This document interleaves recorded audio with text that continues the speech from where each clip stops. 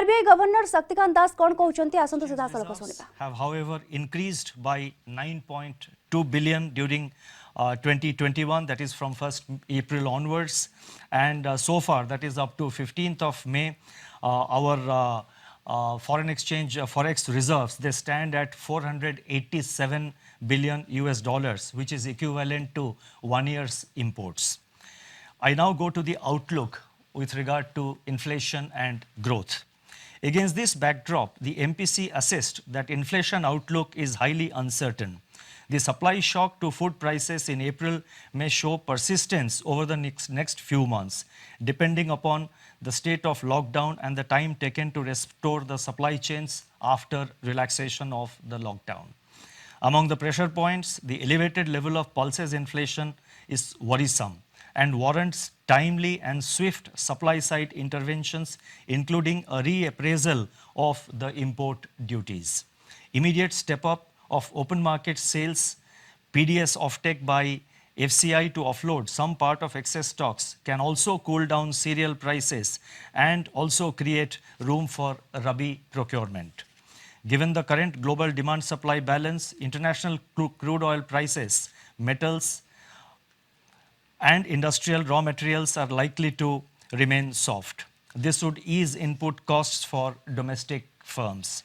Deficient demand may hold down pressure on core inflation, although persisting supply dislocations impart uncertainty to their near-term outlook.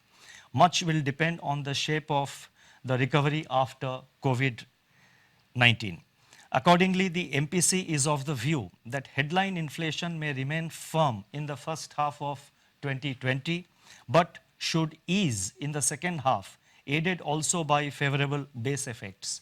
By Q3 and Q4 of the current financial year, it is expected that the headline inflation will fall below the target of 4%. Thus, the MPC's forward guidance on inflation is directional rather than in terms of levels.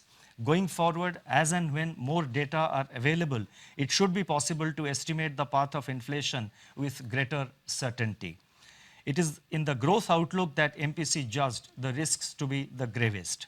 The combined impact of demand compression and supply disruption will depress economic activity in the first half of the year.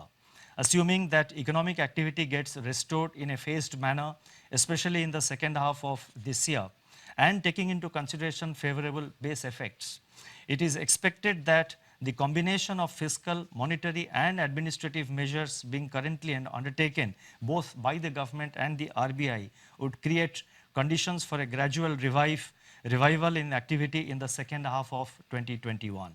Nonetheless, downside risks to this assessment are significant and contingent upon the containment of the pandemic and quick phasing out of social distancing and lockdowns.